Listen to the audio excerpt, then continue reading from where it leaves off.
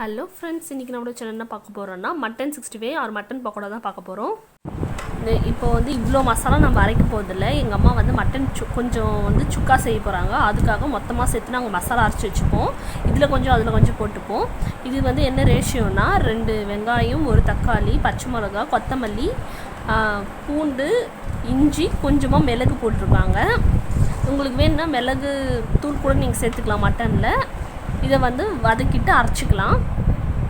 அப்புறம் இந்த மட்டன் நல்லா கழுவிட்டு உப்பு, மஞ்சத்தூள், கொஞ்சமாக மிளகாத்தூள் போட்டு வேக வச்சு எடுத்துருக்காங்க. 3/4 பங்கு வெந்தால் போதும். ஃபுல்லாக வேகணும்னு அவசியம் இல்லை, ஏன்னா நம்ம ஃப்ரை பண்ண போகிறோம். ரொம்ப வெந்துச்சுன்னா ரஃப் ஆகிடும். இப்போ நம்ம அரைச்சி வச்ச மசாலா பேஸ்ட் போட்டுக்கலாம். அதில் அப்புறம் சில்லி பவுடர் சேர்த்துக்கலாம். தனி மிளகாத்தூள் சேர்த்துக்கிறேன்.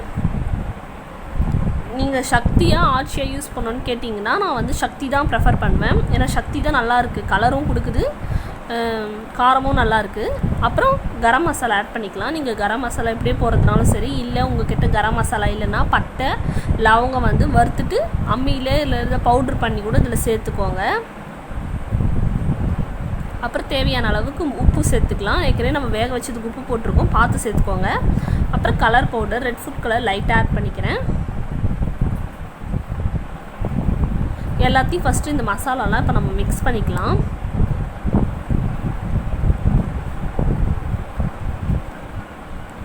இப்போ பைண்டிங் நம்ம ஏஜென்ட் சேர்க்க போகிறோம். அதுக்கு கார்ன்ஃப்ளவர் சேர்க்கலாம். கார்ன்ஃப்ளவர் மாவு ஒரு 2 டேபிள் ஸ்பூன் சேர்த்துக்கோங்க. அப்புறம் கடலை மாவு லைட்டாக 1/4 டீஸ்பூன் அளவு தான் நம்ம சேர்க்க போகிறோம். ஏன்னா கடலை மாவு நிறைய சேர்த்துட்டோம்னா கிறிஸ்ப்னஸ் கிடைக்காது. இது கோட் ஆகிறதுக்கு நம்ம தயிரோ முட்டையோ எதுவுமே சேர்க்கலை. அதனால் நம்ம பைண்டிங்க்கு கடலை மாவு கொஞ்சமாக சேர்த்துக்கிறோம். சேர்த்து நல்லா மிக்ஸ் பண்ணிக்கோங்க. தண்ணியில் எதுவும் ஊற்றாதீங்க, ஏன்னா இதில் இஞ்சி பூண்டு பேஸ்ட்டில் இதிலே தண்ணி இருக்கும்.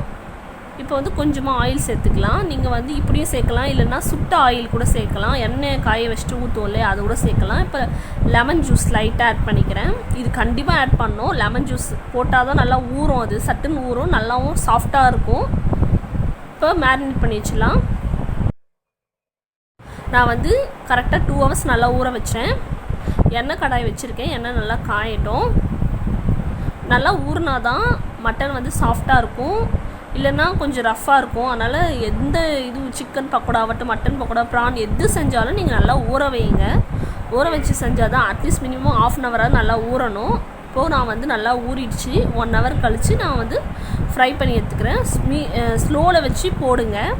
ஃபாஸ்ட்டில் போட்டிங்கன்னா சீக்கிரம் தீஞ்சிடும், ஏன்னா அது ஆல்ரெடி நம்ம வேக வச்சு எடுத்துட்டோம் 3/4 பங்கு. அதனால் ஸ்லோவில் வச்சுட்டு ஃப்ரை பண்ணி எடுத்துக்கலாம். நீங்கள் ஃபஸ்ட்டு போட்டோடனே திருப்பி போடாதீங்க, ஏன்னா கண்டிப்பாக பிரிஞ்சிடும் அது மசாலா. ஏன்னா பச்சையாக இருந்துச்சுன்னா கறி ஒட்டிக்கும். நல்லா நம்ம மசாலாலாம் வெந்துட்டதுனால மசாலா பிடிக்கிறதுக்கு கொஞ்சம் லேட் ஆகும். எண்ணெய் நல்லா பட்டது கோட்டானால் தான் அந்த ஒட்டுமே மசாலா. ஸோ நீங்கள் திருப்பி போடாதீங்க டக்குன்னு. அப்புறம் கொஞ்சம் ஒரு 5 நிமிஷம் கழித்து கொஞ்சமாக அப்படியே ஸ்லைட்டாக திருப்பி போட்டு வந்துடுங்க. நான் எப்போவுமே சொல்கிறது தான், ஃப்ரை பண்ணுறதுக்கு இரும்பு கடாயை வச்சுக்கோங்க, நல்லாயிருக்கும். மற்ற கடாயெல்லாம் கீழே ஒட்டிக்கினாலும் ஒட்டிக்கும். இந்த கடாயில் ஒட்டெல்லாம் நல்லா வருது, அதனால் நீங்கள் பார்த்து சேர்த்துக்கோங்க. இப்போ நல்லா ஃப்ரை ஆகிடுச்சு, நான் எடுத்துக்கிறேன்.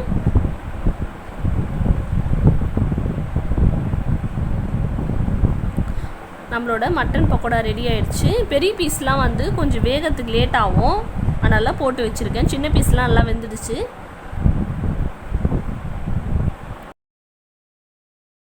நம்மளோட மட்டன் பக்கோடா ரெடி ஆயிடுச்சு. இந்த வீடியோ உங்களுக்கு பிடிச்சிருந்தா லைக் பண்ணுங்கள், கமெண்ட் பண்ணுங்கள், ஷேர் பண்ணுங்கள், சப்ஸ்கிரைப் பண்ணிக்கோங்க. தேங்க்யூ.